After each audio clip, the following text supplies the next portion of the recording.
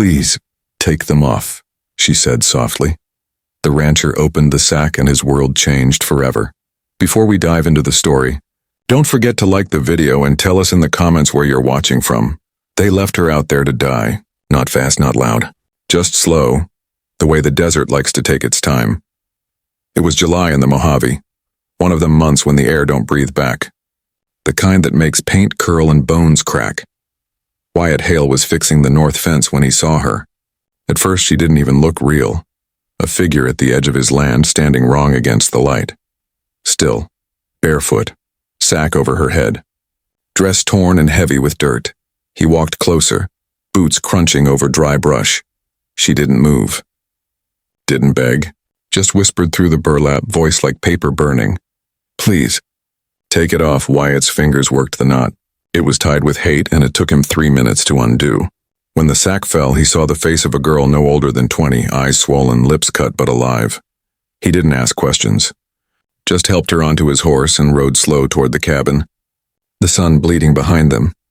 That ride was quiet, not awkward quiet, but the kind you get when two souls both been through fire.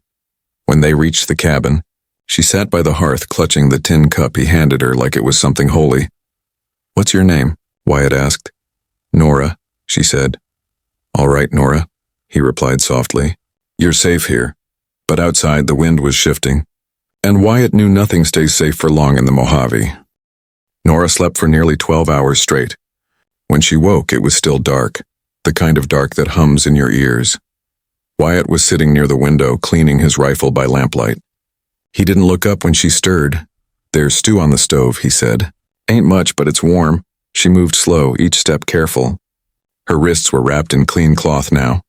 Wyatt's doing. After a few quiet spoonfuls, she whispered, You should have left me. Wyatt glanced up, calm as stone. Ain't built that way. Her eyes flicked to the door. They'll come, he nodded once. Then I'll be ready. That answer made her study him and really look. He was older than she'd first thought.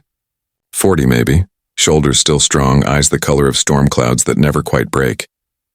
He didn't ask where she came from. Didn't need to. The marks on her told half the story. The silence told the rest. When she finally spoke again, her voice was steadier. They said if any man took off the sack, he'd be cursed. Wyatt gave a small, humorless smile. Guess I'll take my chances. Outside, coyotes sang somewhere beyond the ridge. Inside, two broken souls shared the only honest warmth they'd felt in a long time. The kind that don't need words. By morning, the story had already reached town. Ridgerest was a place that loved two things, whiskey and gossip. And by sundown, they were serving both. Some said Wyatt had found a witch. Others said she was an outlaw's wife or a ghost he'd dug up and fallen in love with. Wyatt didn't care. He had fences to mend and a woman trying to remember how to breathe. But Nora, she heard the whispers. And the fear in them reminded her of men she'd rather forget. That evening, as the sky burned red over the plains, two riders came down the south road.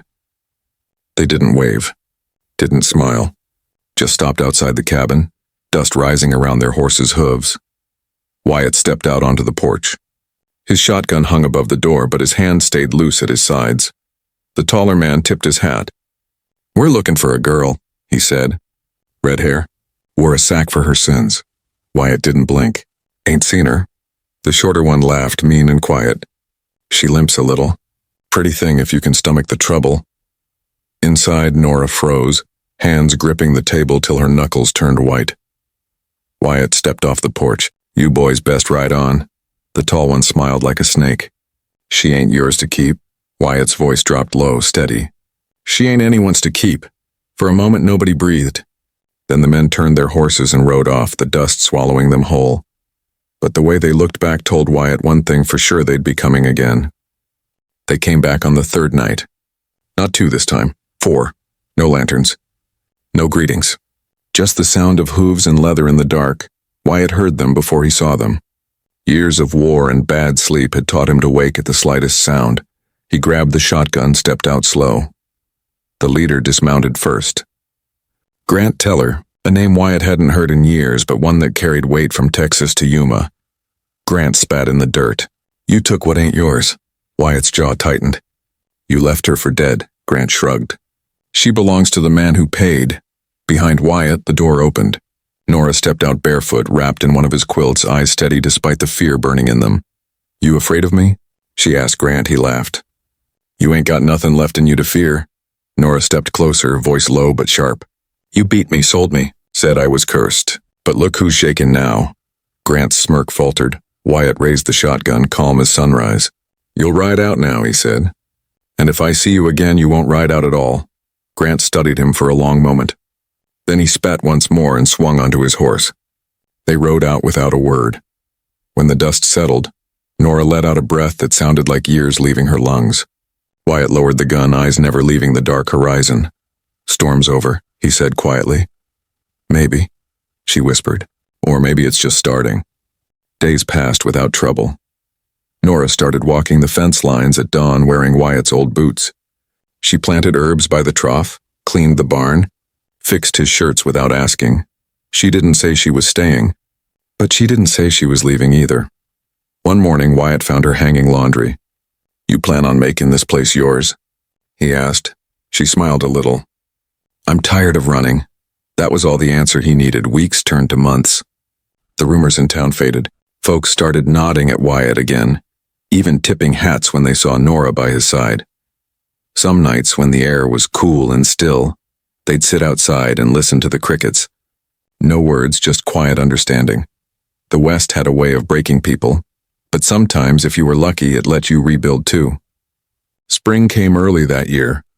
A wagon rolled up the trail one morning. Inside sat a woman with a child asleep on her lap.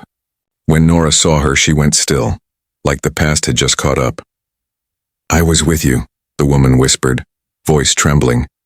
"Back in Texas before they split us." Nora didn't cry. She just helped her down, took the child gently, and led them inside. That night, Wyatt opened the barn door, pointed to the loft. "There's room." That's how it started. Not with speeches, not with noise, but with quiet people who'd been thrown away, deciding they weren't done yet. The cabin filled with life again. The sound of work, laughter, and the smell of bread instead of fear. One afternoon, Nora found the old burlap sack folded in a drawer. She carried it to the pasture, hung it from the fence, and let the wind take it. Didn't chase it.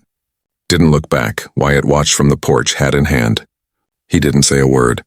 Just smiled. That small kind that means more than talk ever could. Out here in the Mojave, kindness didn't come easy. But when it did, it stayed. Now tell me this.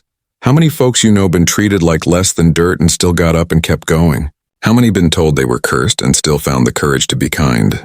The strongest people ain't the loudest. They're the ones who don't ask permission to matter. They just do. And if Nora's story hit something in you, maybe hit that like button. Maybe subscribe. Because out here in the West, we don't bury people in silence. We tell their stories. And some stories are worth remembering.